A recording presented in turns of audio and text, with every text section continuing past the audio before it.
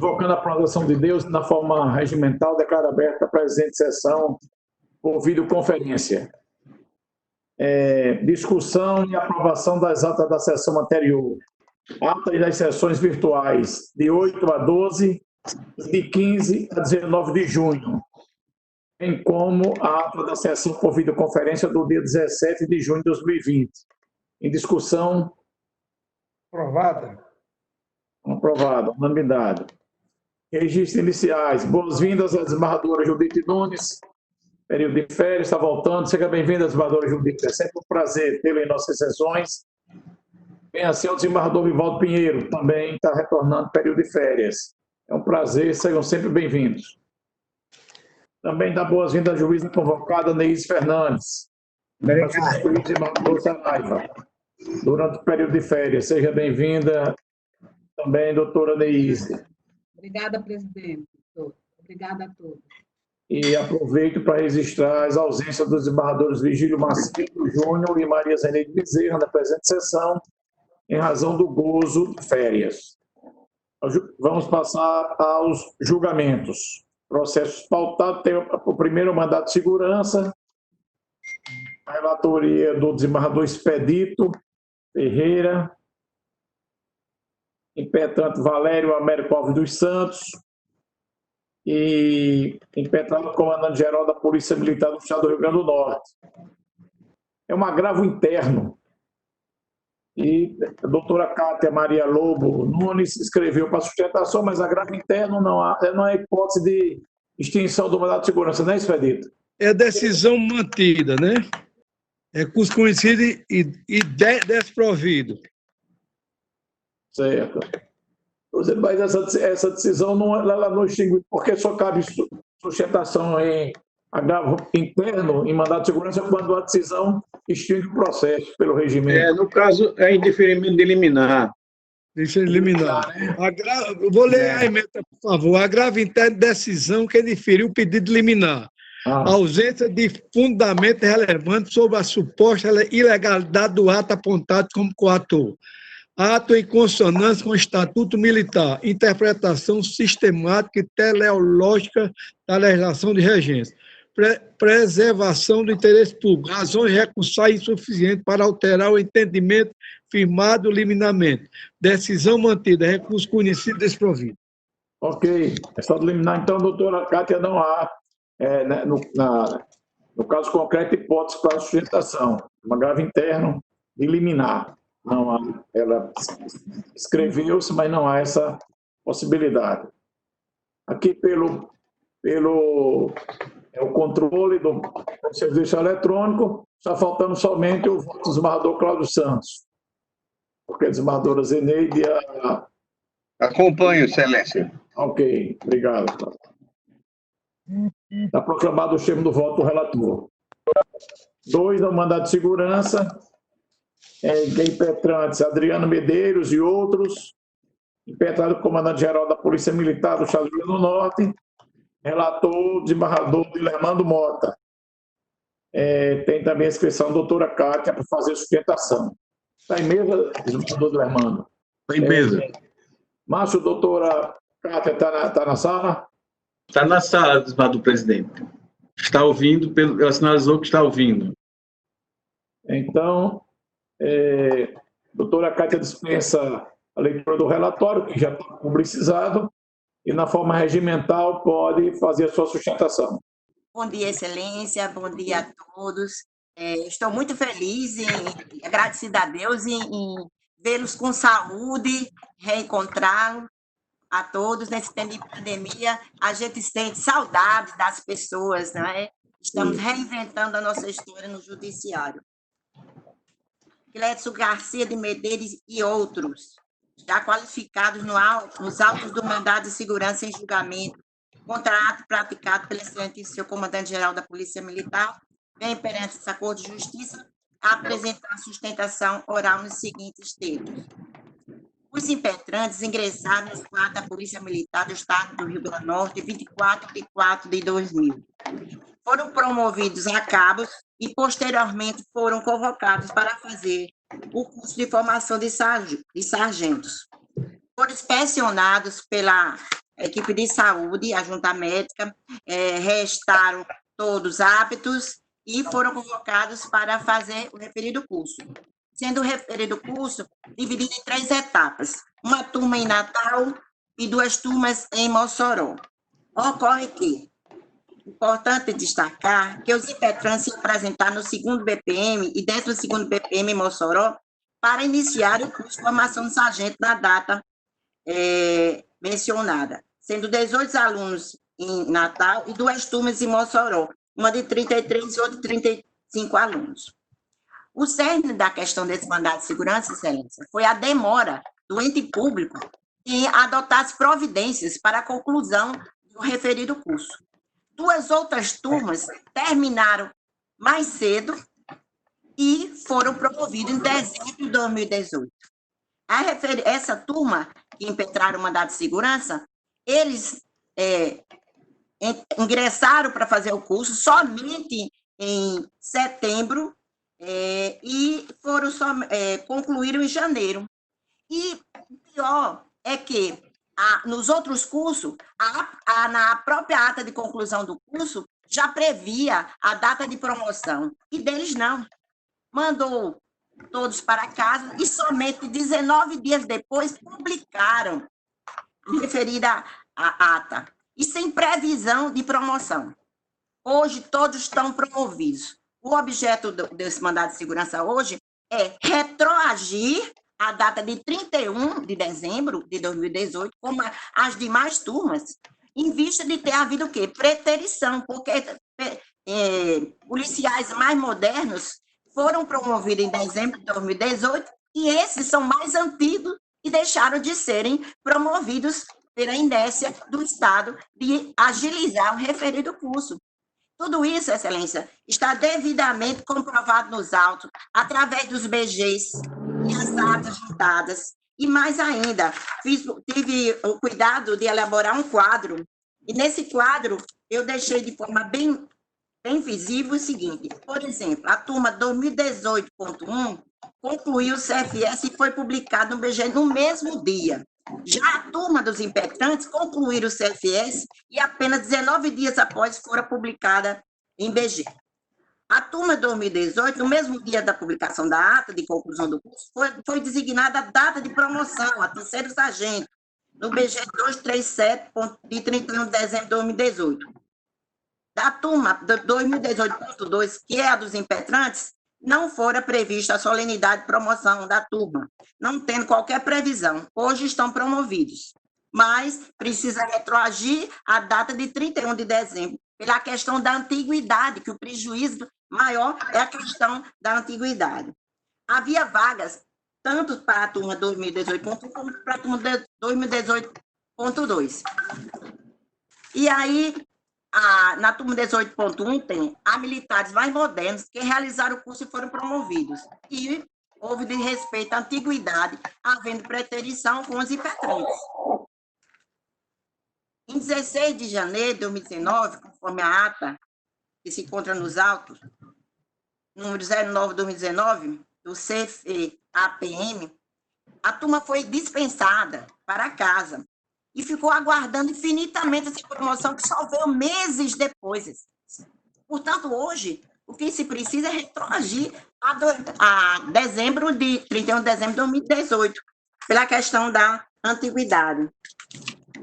Trago também aqui, para mostrar essa questão da preterição dos impetrantes, que é sabido que a diretoria de ensino da Polícia Militar, ela é responsável pelo controle desses cursos e é diretamente ligada ao comandante-geral. E houve tratamento diferenciado, princípio da isonomia. Uma turma foi promovida e outra não foi promovida. Todos da mesma turma. E mais, outros que sequer eram dessa turma foram promovidos em detrimento dos impetrantes. Então, eu coloquei, inclusive, os BGs e fiz um quadrozinho mostrando as preterições. E foram várias, excelentes, inúmeras, não foram poucas. Pois que em dezembro de 2018 foram promovidos vários policiais militares da turma de 97, que é a mesma turma de prestante, conforme o BG 237, de 31 de dezembro de 2018, e os impetrantes, pela demora na conclusão do curso, deixaram de serem promovidos. E trago também aqui, os impetrantes foram, por demais, prejudicados, visto que a turma de 2001 foi promovida na frente dos impetrantes, ocupando as vagas que deveriam estar disponibilizadas para os militares mais antigos, ocorrendo preterição e subversão na ordem de promoção. Aí, digo mais, como dito, a antiguidade é um dos princípios basilares da hierarquia. A preterição da antiguidade representa enorme prejuízo na ordem moral e funcional. Numa guarnição em serviço, o mais antigo é quem comanda, estabelecendo as ordens de serviço. Da mesma forma, a ascensão ao posto subsequente, que conforme a lei se dá pela antiguidade, assim, analisando a lei em consonância com os documentos dos impetrantes, é conclusivo o direito líquido e certo a sua promoção de terceiro sargento, independente da existência de vaga. E existiam vagas. Digo mais, assim, resta caracterizado prejuízo e preterição dos impetrantes, uma vez que estes são mais antigos que as praças promovidas em 25 de dezembro de 2018, caracterizando, pois, a preterição. Bem, aqui, digo mais, a questão da hierarquia é fundamental na vida militar. E uma coisa que me chama a atenção é que o ato é um ato administrativo vinculado. O comandante-geral tinha a obrigação de tratar todos de forma igualitária, e assim não procedeu. Aí eu trago uma decisão trago várias decisões, Excelência. Uma, inclusive, do nobre desembargador, eu trago, é o processo 2013-001669-4, julgado em 5 de 6 de 2013, no Pleno, e tem a seguinte emenda: constitucional e administrativo, mandado de segurança, policiais militares estaduais, ocupantes do posto de primeiro-tenente do quadro oficial da Polícia Militar, omissão estatal quanto à promoção dos impetrantes ao posto de capitão, caracterizada afronta ao disposto no artigo 49, inciso 4, a linha E. Preenchimento dos requisitos legais necessários à pretendida promoção, agregação de oficial que gera vaga de promoção para que lhe suceda na escala hierárquica, comprovação de vagas disponíveis. Tudo isso no mandado de segurança se encontra materializado. Promoção que serve dar na forma retroativa, por ressarcimento de preterição, não caracterização de afronta à lei de responsabilidade fiscal, violação a direito líquido e certo configurado. Trago também o direito dos impetrantes a serem ressarcidos de dezembro de 2018 até o presente, fazendo a diferença com relação somente à época de promoção efetivada. E trago mais aqui, Excelências, tem várias decisões desse tribunal nesse sentido, inclusive o STJ, quando ele fala da questão da responsabilidade do ente público, que deu causa à demora para que os impetrantes pudessem concluir o referido curso. Então, nos autos, a segunda Câmara Civil, trago também a decisão do desembargador Cláudio Santos, 2009.0115360, da segunda Câmara Civil. O desembargador Cláudio Santos também reconhece essa questão da responsabilidade do Estado e que os impetrantes, no caso, não poderiam ser prejudicados. Trago também um mandado de segurança que a relatora foi a desembargadora Judite, foi 2014-02-26-528, foi no Pleno, foi em 11 de 3 de 2015, e também segue esse mesmo entendimento. Hoje, Excelência, o que buscamos diante deste tribunal é tão somente retroagir a 31 de dezembro de 2018, quando eles deveriam ter sido, junto com sua turma, promovidos. Finalmente, Excelência, o processo está por demais instruído, com os BGs, fiz quadro demonstrativo mostrando a preterição, para ficar bem claro, demonstrando, inclusive, que outros de mais modernos foram também promovidos e os impetrantes ficaram com esse prejuízo funcional, que é o mais grave, que é a questão da antiguidade. Assis direito dos impetrantes, eis que todos os requisitos legais postos para a prática do ato já foram exaustivamente cumpridos e comprovados.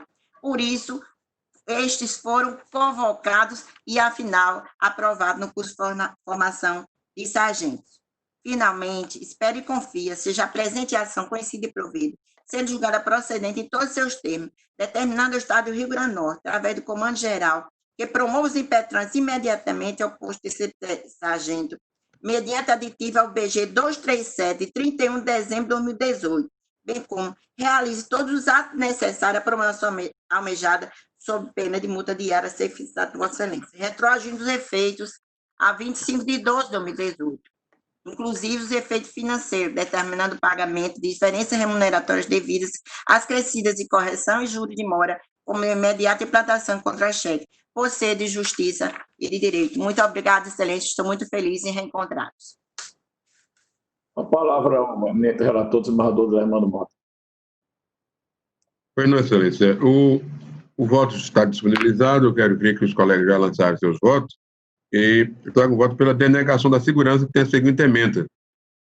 Mandado de segurança impetrado contra a omissão do comandante-geral da Polícia Militar do Estado do Rio Grande do Norte, na promoção de militares estaduais à graduação de terceiro sargento, matrícula tardia no curso de formação de sargentos, promoções efetuadas pela administração castrense no curso do processo, eventual preterição a ser reparada com a concessão da segurança para determinar que os atos de ascensão funcional retroajam a dezembro de 2018. Impossibilidade. Essa é a questão. A promoção do militar reúne antiguidade e merecimento como critério para sua concessão. Sucessão de regime jurídico e promoção de graduados, foi o caso. Impossibilidade de retroação do novo regime jurídico, norma de transição que projeta para o futuro. Militares que, na vigência do decreto 7.077, não preencheram os requisitos necessários para promoção a cabo. Advento da Lei Complementar Estadual 1515, 2014, novos requisitos e promoções aperfeiçoadas sob a égide da Lei Complementar, legalidade do agir da administração, impossibilidade de mesclar as regras das legislações que se sucederam, não preenchimento dos requisitos objetivos para a nova sessão funcional, a terceiro sargento, denegação da segurança. E pelo sistema de judicial eletrônico, todos acompanharam o desembargador do Lermano, então está proclamado o termo do voto do relator. Dando continuidade aos julgamentos, o 3 é o mandado de segurança, em que é impetrante Marilana e Rezende Laranjeiras Fernandes, advogado Ivan de Moraes Lenze Júnior, impetrada juíza de direito da terceira vara civil da comarca de Natal, o relator desembargador Amilcar Maia. Está em mesa, desembargador Amilcar? Está em mesa, Excelência. Em mesa. Então, doutor Ivan, se estiver já na sala, está com a palavra na forma do regimento. Excelências, temos hoje a oportunidade de remediar uma imensa injustiça, um flagrante vilipêndio às nossas normas processuais mais básicas. A meritíssima magistrada da terceira vara civil prolatou uma sentença brilhante, julgando procedente o pedido da autora, uma mãe que perdeu seu filho num trágico acidente causado pela negligência da ré. A inditada sentença, apesar de justa, teve um pequeno erro de digitação, na medida em que fez referência ao artigo 923 do Código Civil, que não trata de uma matéria discutida nos autos, e não do artigo 950 do mesmo Código.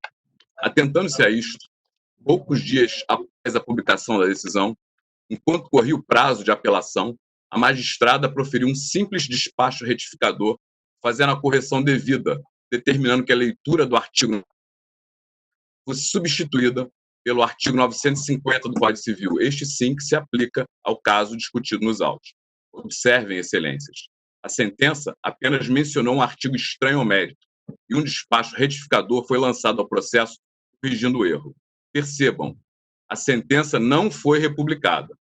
A decisão foi publicada no Diário Oficial no dia 5 de outubro de 2018, tendo o prazo recursal se iniciado no dia 8 de outubro, e somente no dia 22 de outubro, ou seja, 11 dias úteis após a publicação da sentença, a parte ré peticionou a petição de embargos declaratórios, aliás, denominada de embargos declaratórios. Ora, é certo que o prazo para interposição de embargos haviam se encerrado no dia 15 de outubro. Como dito alhures, senhores, a sentença não foi republicada e, por essa razão, não houve a dilação do prazo recursal. Obviamente, tivesse a sentença sido republicada, aí sim, o prazo teria sido automaticamente devolvido e a peça apresentada pela parte ré poderia ser considerada tempestiva. Mas o fato é que isso não aconteceu, pois que a correção feita pela magistrada foi somente de um erro material, correção de número de artigo, 923 para 950, sem nenhum reflexo no mérito julgado, que sabiamente acolheu a pretensão indenizatória da autora, visando minimizar o eterno dano e vazio causado pela ausência definitiva do seu filho.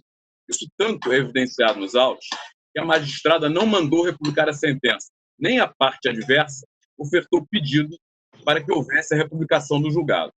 A demandada defendeu uma tese sem qualquer fundamento na lei, na doutrina ou na jurisprudência, afirmando que o prazo teria sido automaticamente devolvido em face da publicação do despacho retificador, para justificar a tempestividade da sua peça. Mas insistimos, excelências, não houve nenhuma republicação da sentença, a devolução do prazo ou qualquer outra situação que confira status de tempestividade à peça apresentada pela ré. Os dias se escoaram, desde a data da publicação da sentença, e a ré se quedou inerte, perdendo o prazo para apelação. Estranhamente, não foi exarada a certidão de trânsito em julgado, eis que, para surpresa da autora e deste patrono, a ré opôs embargos declaratórios após o término do prazo, sob o argumento que o prazo se contaria a partir do despacho retificador que corrigiu o erro material da sentença, e não da publicação desta. Pois vejo, então, que o direito líquido certo da autora em ter a certidão de trânsito em julgado da sua sentença lhe foi tolhido. Um direito líquido e certo, excelentíssimo, e de ordem pública. Após vasta pesquisa jurisprudencial, este humilde patrono constatou que, neste caso, um simples despacho retificador de erro material não devolve prazo para nenhuma das partes. Isto sim está sedimentado nos tribunais, conforme os julgados já anexados aos autos. E mais, não há nenhuma previsão legal para a devolução do prazo nesses casos. Infelizmente, a meritíssima juíza devolveu o prazo para a ré de forma absolutamente equivocada e ilegal, negando-se a ordenar a expedição da certidão de trânsito julgado. E foi exatamente isso que deu origem a esse remédio constitucional que ora se defende com afinco. Malgrado toda gritante injustiça, o ilustre embargador relator julgou extinto o mandado de segurança sob o argumento que não cabe o writ contra a sentença, já que o recurso cabível seria a apelação, não podendo este ser usado como sucedâneo recursal. Isto é fato. A decisão do desembargador relator estaria correta se o mandado de segurança tivesse sido interposto contra uma sentença ou em decorrência de uma decisão interlocutória que pudesse ser atacada através de agravo de instrumento. Mas não foi isso que aconteceu neste processo. Senhores embargadores, este mandado de segurança foi impetrado de um ato judicial da lavra da meritíssima juíza da terceira vara da Palma de Natal, apartada da sentença, que não modifica a decisão de mérito. O alvo deste mandado de segurança não foi uma sentença, mas sim um despacho da magistrada que impediu o direito líquido certo da autora em ter o trânsito julgado de sua ação certificado nos autos. Este despacho causou um prejuízo inaceitável para a autora e, ao mesmo tempo, um privilégio odioso para a parte ré, que, por desídia, desatenção, falta de zelo com seu dever, perdeu o prazo para apelar e recebeu de volta indevidamente. Este privilégio processual concedido sem nenhuma base legal ou mesmo jurisprudencial afronta o direito líquido e certo da autora em ter seguimento legal do processo e ver seu direito reconhecido na sentença de mérito devidamente executada a tempo e modo. O principal argumento do desembargador relator em sua decisão foi que a autora deveria ter entrado com recurso de apelação, ao invés do presente mandado de segurança. Mas, senhores, se a autora estava satisfeita com a sentença, como poderia ter apelado? Além do mais, a existência da apelação face à sentença, que formalmente transitou em julgado, que é o prejuízo que a impetrante vem sofrendo. Então, por que a impetrante deveria apelar contra uma sentença que sabe ter transitado em julgado? A revolta autoral ocorreu em face a um despacho que denegou o seu direito líquido e certo de ter sua certidão de trânsito em julgado. Em nosso ordenamento processual, não há sequer um outro recurso cabível para reparar flagrante erro da magistrada que negou o direito líquido e certo da autora, a não ser o mandado de segurança. A decisão ora gravada proporcionou arrestos que dizem não caber mandado de segurança face decisão judicial que nega a concessão de gratuidade. visto que o recurso seria agravo de instrumento. Mas o presente caso não versa sobre negativa de concessão de gratuidade. Portanto, os arrestos condicionados são inadequados ao que ora se discute. E para corroborar com a nossa tese de cabimento do mandado de segurança, vê-se que o artigo 1015 do CPC não faz qualquer previsão de cabimento de agravo de instrumento em face a uma decisão judicial exarada depois do trânsito julgado da sentença, que se nega a determinar que a Secretaria certifique a ocorrência da imutabilidade da decisão. Em verdade, a decisão judicial objeto deste mandado de segurança é uma decisão interlocutória exarada depois do trânsito julgado formal da sentença, travestida de uma decisão em embargo declaratório, como se fosse uma decisão advinda de uma petição de embargo declaratório, que teve o único fim de devolver ilegalmente o prazo para se apelar de uma sentença que, formalmente, já havia transitado em julgado. Foi isso o que aconteceu, senhores. E contra essa decisão data vênia teratológica, que o mandado de segurança foi impetrado. Diferente do sustentado na decisão monocrática, uma decisão interlocutória exarada depois do trânsito julgado formal, portanto, não pode integrar a sentença como se fosse uma decisão em embargo declaratório. A meritíssima juíza não fundamentou de forma alguma, nem na lei, nem na jurisprudência, nem na doutrina, sua decisão de receber petição intempestiva, como se a publicação do despacho retificador tivesse o condão de devolver o prazo recursal, quando se sabe que é exatamente o contrário. A decisão foi proferida ao arrepio do artigo 1022 e 1023 do Código de Processo Civil e tangenciou toda a jurisprudência pátria sobre o tema, com o único fim de devolver um prazo que não existia, já que, no mérito, os argumentos trazidos na petição intempestiva foram tidos por improcedentes. A decisão só serviu, portanto, para ressuscitar um direito que não mais existia. A sentença já havia transitado em julgado e, ao não reconhecer isto, a decisão viola direito líquido e certo da parte autora, defendido pelo único remédio constitucional cabível, que é o mandado de segurança. Qual seria, então, outro recurso cabível contra uma decisão interlocutória que foi exarada depois do trânsito julgado formal da sentença, que entendeu por bem devolver o prazo para se apelar? O recurso conhecido, face a decisões interlocutórias, é o agravo de instrumento, previsto no artigo 1015 do Código de Processo Civil. Só que no dito artigo, não havia qualquer previsão de cabimento de agravo de instrumento com a decisão interlocutória exarada depois do trânsito julgado, que se nega exatamente a reconhecer a finitude do direito recursal da parte autora. Por outro lado, quando foi interposto o presente mandado de segurança, o STJ ainda não havia mitigado a interpretação do artigo 1015 do CPC. Observem que este mandado de segurança foi impetrado em novembro de 2018 e somente no dia 5 de dezembro o STJ decidiu mitigar o previsto no artigo 1015, admitindo outras hipóteses de agravo não previstas no dito artigo. Ora, se não havia nenhum recurso previsto a legislação disponível para remediar a situação injusta que se enfrenta, negando ao impetrante seu direito líquido e certo ao reconhecimento do trânsito em julgado da sentença, data vênia, o único remédio legal cabível seria o mandado de segurança.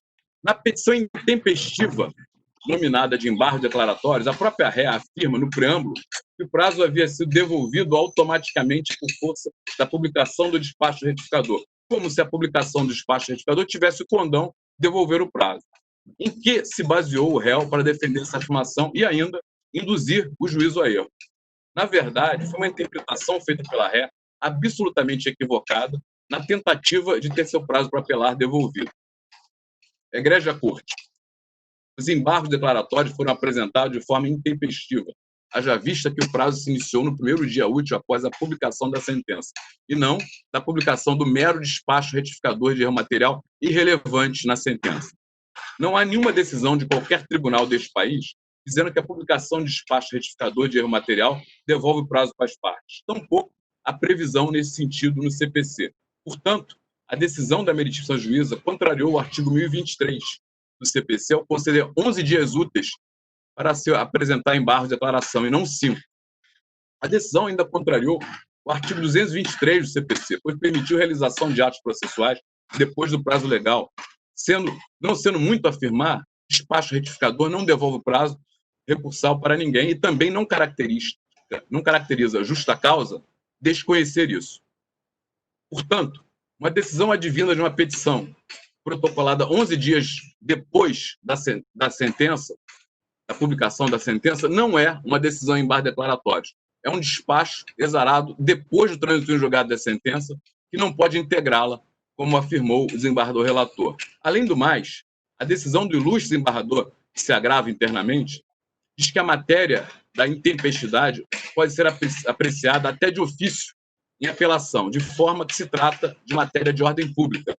Diante de tudo que foi exposto, roga-se o mais alto espírito de justiça que norteia esta Corte, no afã de conceder à impetrante o seu direito líquido e certo de dar início aos procedimentos executórios de uma sentença que formalmente já transitou em julgado.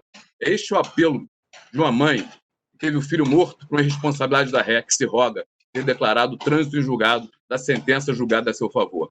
Não permitam essa injustiça. Roga-se aos senhores embargadores.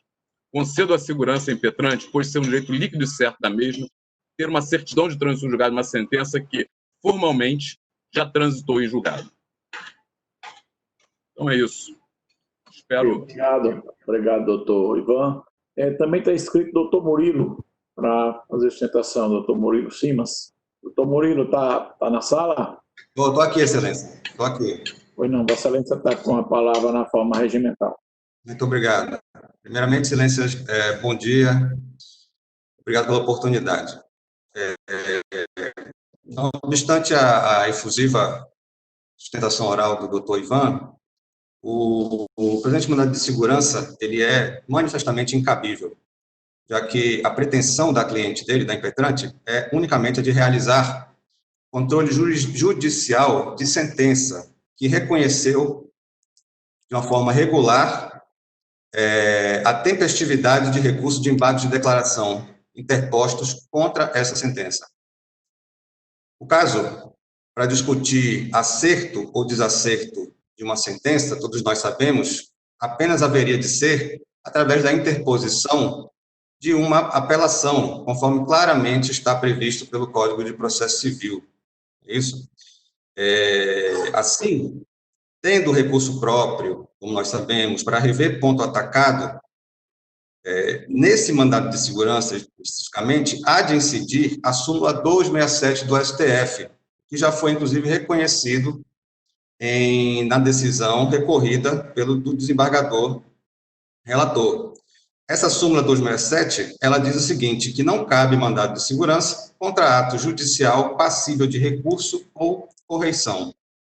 Ora, como eu disse, confirma esse entendimento, sem reparo algum, a decisão monocrática do eminente relator, quando apontou que, abre aspas, a impetente deseja utilizar essa ação mandamental como sucedâneo recursal.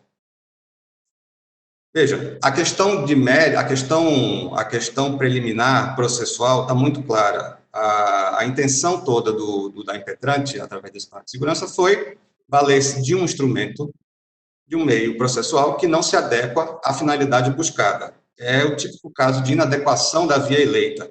Então, somado a isso, excelências, a gente tem ainda a questão que, no próprio mérito, a resignação também não merece prosperar, porque os embargos de declaração que foram manejados pela Capucci, eles foram tempestivos. Pode esclarecer que a tese de intempestividade que foi levantada pela impetrante baseia-se em uma falsa premissa de que nenhum tipo de publicação retificadora de erros de sentença teria um acordo de reabrir o prazo. Isso não é verdade. Veja só, é necessário que se diferencie os erros materiais, cujo conteúdo correto pode ser presumido pelas próprias partes, daqueles erros que somente podem ser corrigidos pelo próprio juízo, para os quais não é possível presumir. Nós, advogados, nós, operadores, não temos como presumir qual seria a norma que valeria, que seria utilizada pela magistrada para sustentar a decisão dela. No caso concreto, como bem alertou o juízo nas informações prestadas nesse mandado de segurança, o erro objeto de publicação retificadora da sentença decorreu de equívoco cometido pela própria magistrada de primeiro grau, no próprio dispositivo legal invocado para deferimento do próprio pedido de danos materiais formulados pela autora, ora impetrante do mandado de segurança. Veja, a própria juíza reconheceu o erro. O caso foi que o juiz Lacor, na sentença original, acolheu, abre aspas, pleito de concessão da pensão mensal na forma de indenização por danos materiais, consoante o artigo 923 do Código Civil. Essa foi a original do ponto controvertido, certo? Esse artigo indicado foi feito de forma errada pela magistrada, o que ela própria reconheceu. Reconheceu e republicou a sentença. Então, veja só, no caso concreto, a correção do erro era essencial e precedia a interposição de qualquer recurso, uma vez que somente com a indicação correta do dispositivo invocado para deferir o direito, seria possível que a ré Capucci interpusesse a apelação correta para discutir, em segundo grau, a correta aplicação da norma infringida, bem como requerer do tribunal o expresso pré-questionamento do artigo para fins de eventual interposição de recurso aos tribunais superiores. Então, vejam, a questão, na verdade, ela é técnica. A retificação do artigo pela magistrada prolatora foi para atender, obviamente, uma necessidade de dar ao julgado dela toda a formalidade necessária para que as partes pudessem interpor os recursos cabíveis e discutir a situação da forma como deveria. Portanto, considerando que o erro a ser corrigido e a indicação do correto dispositivo legal era pressuposto para o próprio exercício pleno da ampla defesa pela ré Capucci, já que influenciaria diretamente no conteúdo da apelação interposta, não é possível considerar que o prazo recursal não foi interrompido com a correção do erro, como quer fazer crer a impetrante. É óbvio que o prazo foi interrompido. Nesse cenário, deve-se prestigiar a decisão do juízo natural da causa que, analisando as consequências do próprio erro cometido na sentença, optou por considerar reabertos os prazos a partir da correção do equívoco, em sintonia com a boa-fé objetiva e com o princípio da cooperação entre os sujeitos do processo, positivados, respectivamente, no artigo 5º e 6º do Código de Processo Civil. Portanto, excelências, esses são os argumentos que devem ser postos para que a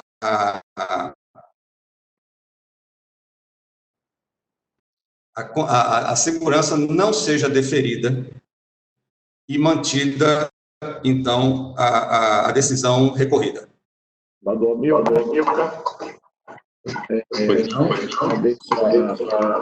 o Murilo me conceda a palavra a consequência da condição dela própria. Bom, excelência, meu voto. Preenchidos os requisitos de admissibilidade, conheço do recurso. O presente foi interposto contra a decisão monocrática de 3838581, por mim proferida, a qual extinguiu o mandado de segurança sem resolução de mérito, denegando-se a segurança nos termos do artigo 485, inciso 6º do CPC, contando com o parágrafo 5º do artigo 6º da Lei 2016 de 2009, em razão da inadequação da via-lei.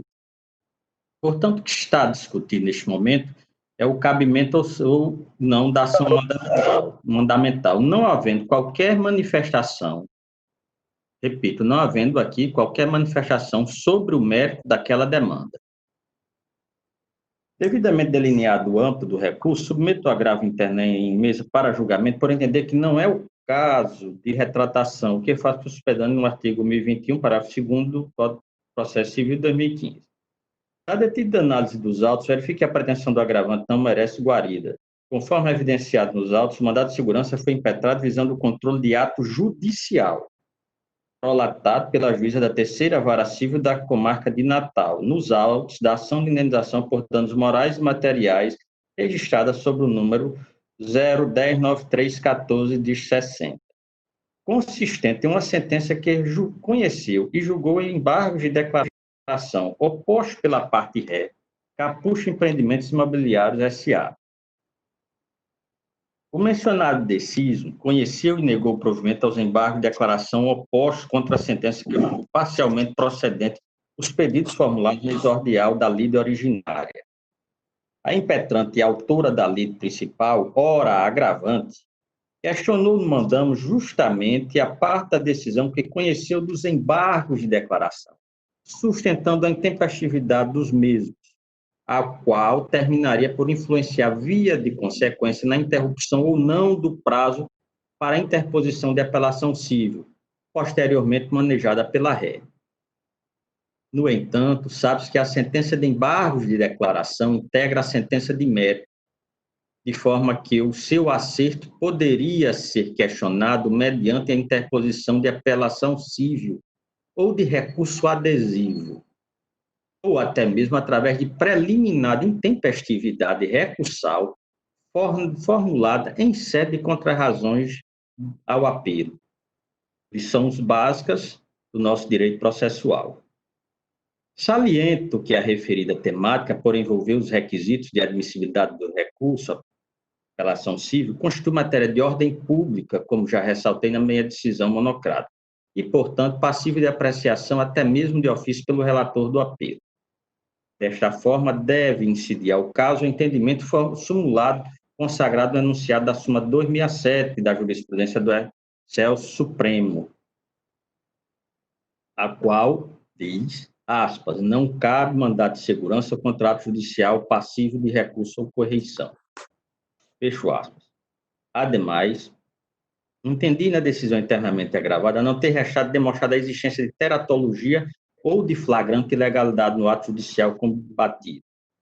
Conforme foi enfatizado pela autoridade coatora ao prestar suas informações, o conhecimento dos embargos de declaração decorreu de entendimento devidamente fundamentado, sendo certo que não existe qualquer dispositivo legal no sentido de que o novo despacho que altera a fundamentação da sentença não reabre prazo para recurso, mas tão somente jurisprudências a respeito do assunto. Nesta ordem de ideias, não se pode alegar a prática de arbitrariedade ou ilegalidade pela magistrada, a qual pode adotar o entendimento diverso desde que fundamentado. O que se vê é que a impetrante ora agravante utilizou da ação mandamental como sucedâneo recursal, o que terminaria por esvaziar o próprio exame acerca do preenchimento dos requisitos de admissibilidade a ser promovido pelo eventual relator da apelação civil interposta na lida originária. A par dessas premissas, proferir decisão internamente agravada, reconhecendo a inadequação da via eleita e não admitindo o processamento do presente mandado de segurança. Neste sentido, trago decisões acerca da matéria do egrégio Tribunal de Justiça do Rio Grande do Sul. Como disse o advogado, a ordem agravante, e a primeira realmente faz referência a um pedido de assistência judiciária gratuita. Entretanto, a matéria processual tratada no precedente é a mesma hora tratada. E o seguinte precedente não se trata de matéria que afeta a justiça gratuita. Como disse o advogado, que os precedentes eram sobre essa matéria, mas não é, apenas um. E trago aqui jurisprudência desta egrégia corte, da relatoria do desembargador Cornélio e da desembargadora Judite, deste qual eu gostaria de destacar da subementa o seguinte: é de se denegar seguimento a mandado de segurança impetrado contra ato judicial passível do recurso, não sendo a hipótese em que se admite o remédio heróico em face de evidente teratologia ou abuso de autoridade. Na mesma diretriz, eu invoco julgados do STJ, da relatoria, entre outros, do ministro Hugo Fernandes e também do ministro Luiz Fux, à época, e ainda do ministro Massami Ueda, do qual eu destaco o seguinte, da emenda: o mandado de segurança é via absolutamente inapta para impugnar a decisão judicial que, além de não ter sido impugnada pelo recurso cabível, adotou entendimento não incluso na órbita da teratologia. E com esses argumentos, Excelência, eu nego provimento ao agravo interno.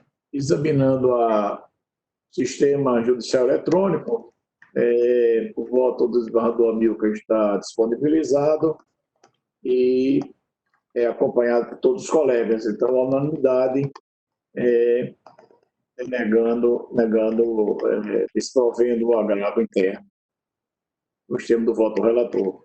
Então, dando continuidade aqui à pauta, o 4 É uma ação direta de constitucionalidade, requerente ao prefeito municipal de Caicó, advogado Cildilon Maia Tomás do Nascimento, requerida é a Câmara Municipal de Caicó, o relator desembargador Mauri Moura Sobrinho. Eu acho que é a cautelar. A mesa, desembargador Mauri? Na mesa, presidente. É porque a ação direta de constitucionalidade proposta pelo prefeito do município de Caicó, onde ele ataca um dispositivo legal que isentou de IPTU os servidores públicos residentes e em exercício nas suas atividades de servidores públicos naquele município. Então, o prefeito aponta a inconstitucionalidade. No caso aqui, nós estamos tratando da concessão da cautelar, que eu estou concedendo, Vossas Excelências têm acesso ao voto, e eu estou concedendo por entender presentes os requisitos necessários à concessão da cautelar, ou seja, a plausibilidade do direito, na medida em que vislumbro nesse primeiro momento a questão do tratamento desigual, em vez que prestigia e homenageia somente uma determinada classe de servidores, o que afronta naturalmente a própria Carta Estadual, para mesmo do que também dispõe a Carta Federal, e a questão também do perigo in mora, porque a isenção, evidentemente, tem reflexo na arrecadação municipal, o que prejudica, ele traz dificuldades orçamentárias e financeiras e o próprio planejamento do município, vez que alijado dessa contribuição, quer dizer, do pagamento desse imposto, tecnicamente falando. Então, senhor presidente, considerando esses aspectos, volto a dizer, não estou tendo o acesso ao voto, estava com ele na tela agora há pouco, não sei por que sumiu, mas sucintamente o encaminhamento do meu voto no sentido de conceder a cautelar, tal como requerida a inicial, senhor presidente. Vossa Excelência tem acesso ao voto. Estou com o voto de Vossa Excelência aqui na tela, está bem fundamentado. A ementa está nos seguintes termos, senhor presidente. Ementa constitucional e processual civil, medida cautelar em ação direta de inconstitucionalidade, suspensão do artigo 225, inciso 6 do Código Tributário do município de Caicó, RN, isenção do imposto de IPTU concedida aos servidores do município de Caicó sobre o imóvel pertencente àqueles quando utilizado exclusivamente para sua residência. Quebra da igualdade de tratamento aos contribuintes, afronta ao disposto no artigo 95, inciso 2 da Constituição Estadual, inconstitucionalidade material, presença dos pressupostos do Fumboniuris periculum in mora, inciso ao deferimento da medida, concessão da cautelar antecipatória. São os termos da ementa, senhor presidente, apenas para oficializar agora a própria leitura do que posto no meu voto, senhor presidente. Está votado da unanimidade, 13 colegas estão acompanhando Vossa Excelência, inclusive a presidência. Então, a unanimidade pela concessão da medida cautelar. Está proclamado o termo do voto do relator. Então, dando continuidade a 5 da pauta, é uma revisão criminal, requerente Ana Patrícia de Souza, advogados Kleber de Gotanuta, Osivaldo Márcio César de Saleitão e Renato Augusto Soares de Souza Lopes. Requerida Justiça Pública, o relator desembargador Dilermando Mota, que está com a palavra. Excelência, esse processo foi retornado ao gabinete para reanálise, não está em mesa. Ok, não mesmo. E ainda dando continuidade, o 6 é uma ação direta de inconstitucionalidade, requerente o autor município de Nova Cruz, advogado Felipe Augusto Cortez de Meira de Medeiros, a demandada é a Câmara Municipal de Nova Cruz, advogado José Moraes Neto, e o relator é o desembargador Gilson Barbosa. Pediu vista dos autos do desembargador Flávio Santos, com destaque para isso. Então, desembargador Cláudio, está em mesa? Está em mesa, sim, o pedido de vistas, embora não seja por escrito, porque eu não houve tempo, 400 processos na sessão de ontem, mas o meu ponto de vista é o seguinte, o meu voto é o seguinte, eu ouso discordar, Máxima Vênia, do ilustre relator, pela não concessão da cautelar. Se trata de uma lei de Nova Cruz, Lei 1269, que criou uma obrigação financeira para o município sem previsão orçamentária e em afronta à Constituição Federal. A lei diz que cabe uma indenização de 30% do vencimento básico do servidor até que ele alcance a aposentadoria compulsória. É uma lei absolutamente absurda. Então, o município criou uma complementação de aposentadoria se o funcionário está aposentado e sem previsão orçamentária nenhuma, inclusive na própria lei orçamentária do ano e a previsão da lei de diretrizes orçamentárias dos próximos anos. A lei, a alegação é que ela viola o artigo 195 da Constituição Federal, bem como a lei complementar 101, que é decorrente à lei e responsabilidade, como é conhecida, e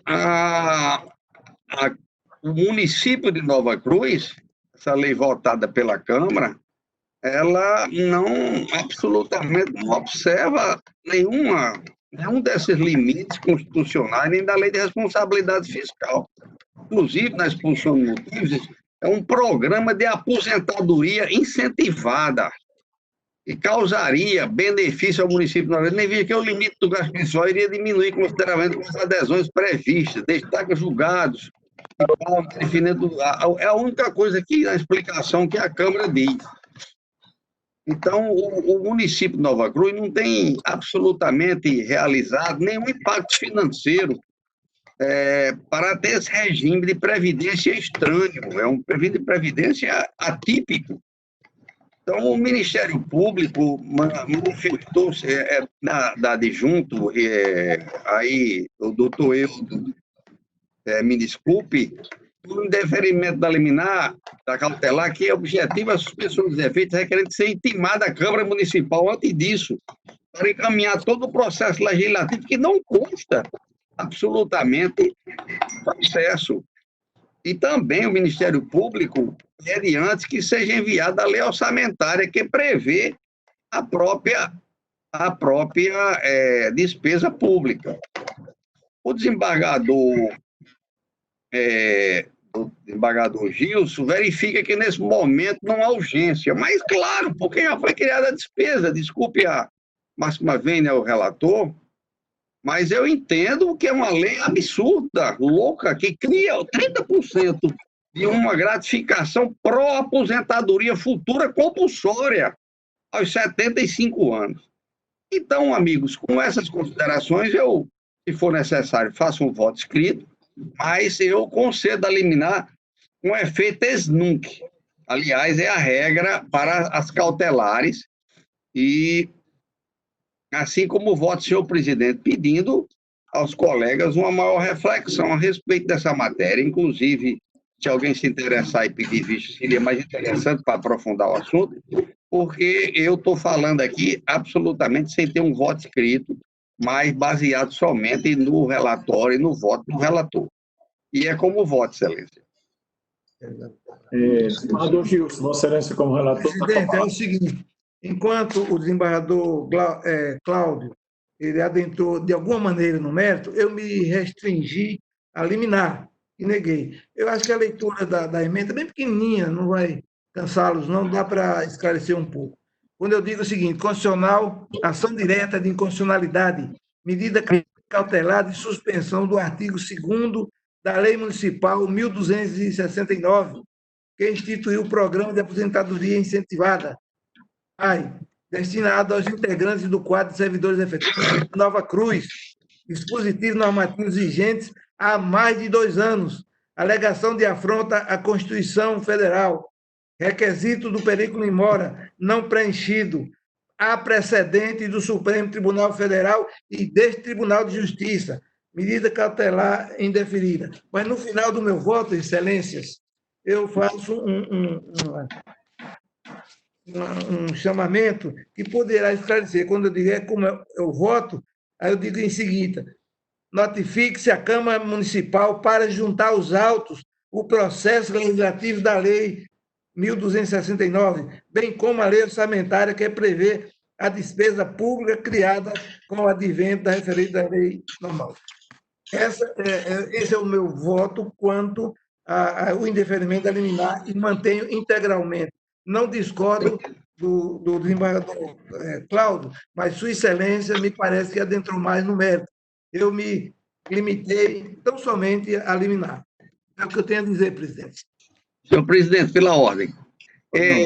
Eu ouvi atentamente a boa colocação, bem como sempre, do desembargador Gilson, mas no próprio voto dele, ele diz que não tem cópia do processo legislativo e não tem também nenhuma informação sobre a lei orçamentária. Quer dizer, como é que se cria uma despesa pública de 30% sobre o salário de todos os servidores efetivos para a futura aposentadoria compulsória aos 75 anos? Olha que coisa louca. Quer dizer, que tem funcionário com 20 anos que vai passar a receber durante 55 anos 30% a mais.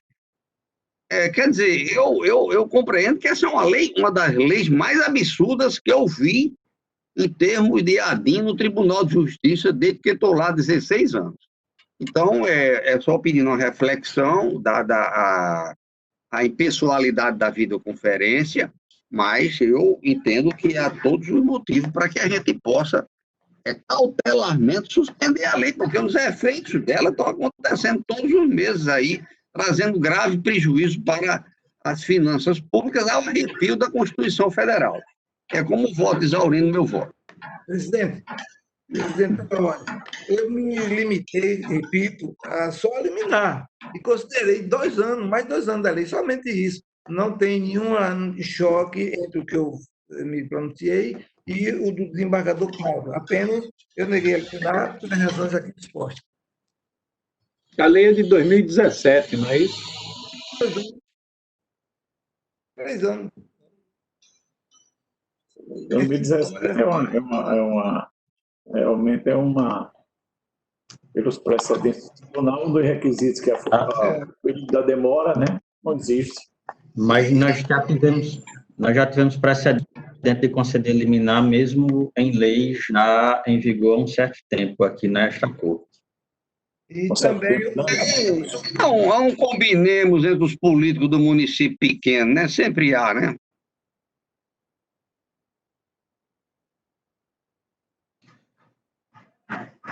Bom, presidente, pela ordem. Pois não.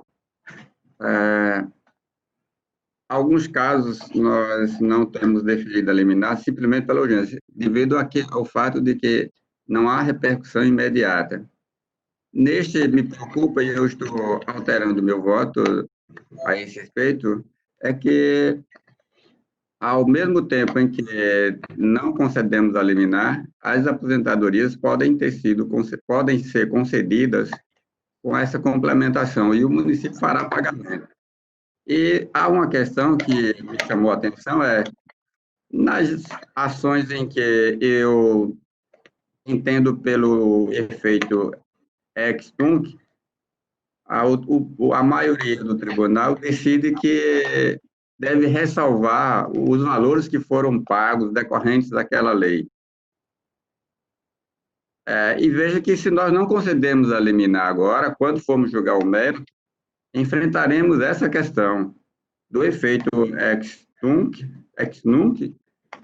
não ser aplicado, sob o argumento de que deve preservar, deve ressalvar os valores que foram pagos. Daqui ao julgamento de mérito, é possível que alguma complementação de aposentadoria tenha sido concedida, como provavelmente já o foi neste momento. Então, daí eu concordar com os argumentos do desembargador Cláudio e a necessidade de conceder a liminar, mesmo considerando o decurso de mais de 2 anos da edição da lei. porque a cada dia pode surgir uma decisão que determina ao município complementar essa aposentadoria que pode ser tida como inconstitucional. E se, ao final, a decisão for pela constitucionalidade da lei, o município pagará essas diferenças aos servidores retroativamente. Não haverá prejuízo para os servidores que, por acaso, tenham adquirido o direito à aposentadoria e à complementação do valor. Parece-me que a medida cautelar justifica-se, nesse momento, dada a possibilidade de dano ao erário e depois de reconhecer a ilegalidade, a inconstitucionalidade e não ter mais como repor o... Desembargador Ibanez, me permita uma parte, por favor. Perfeito, desembargador. O problema é que esses 30%, ele é concedido aos funcionários efetivos da ativa até os 75 anos. Então, imagina, uma antecipação de uma aposentadoria própria de uma suposta previdência municipal. Olha que absurdo. E esses funcionários, eles são da previdência pública, do INSS, eles são de outra previdência privada qualquer, mas antecipadamente, desde agora, todos estão recebendo 30% como antecipação de uma aposentadoria. Eu nunca ouvi falar isso na minha vida. O pessoal da ativa recebeu uma antecipação de aposentadoria à idade compulsória de 75 anos. Olha que absurdo. Outra coisa, não tem sequer o processo legislativo. De quem foi a iniciativa? Foi da Câmara, se presume. O prefeito, para não desagradar os vereadores, deve ter sancionado, enfim. É um monstrengo jurídico.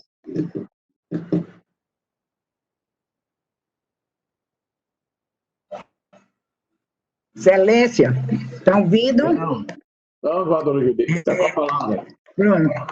Quando terminar os debates, eu vou pedir vista do processo. Ótimo, muito bem. Algum colega quer fazer mais alguma colocação? Não, guardar o voto de vista da desembargadora Judite, voto de vista. Também, no primeiro momento, me impressionou a questão do tempo. Lá se vão quase 3 anos para o aforamento da ADI, né? Mas, de qualquer forma, eu penso que as ponderações aqui trazidas pelos colegas, a partir da divergência aberta do lado do Cláudio Santos e com o adendo do Ibanez, me parece que realmente a matéria merece, sim, uma maior reflexão, não é, desembargadora Judite, e o aprofundamento dessa discussão, ainda que realmente a Corte tenha, em alguns casos, na grande maioria, negado esses pedidos cautelares em ADI com base na questão do tempo, né? Mas, no caso específico, a exemplo de outros casos, como desse do governador Amilcar, nós temos superado essa questão e, mesmo assim, concedido medidas cautelares nessas ações. Vou aguardar o voto de vista da desembargadora Judite, retirando, portanto, nesse momento, o voto que havia, pelo menos, um início, né, de tendência de voto antes manifestado, senhor presidente. Eu também vou aguardar o voto de vista da eminente desembargadora Judite Nunes. Então, o processo está com vista à desembargadora Judite. Não existe mais processo em mesa. Declaro encerrada a presente sessão, agradecendo a todos a presença.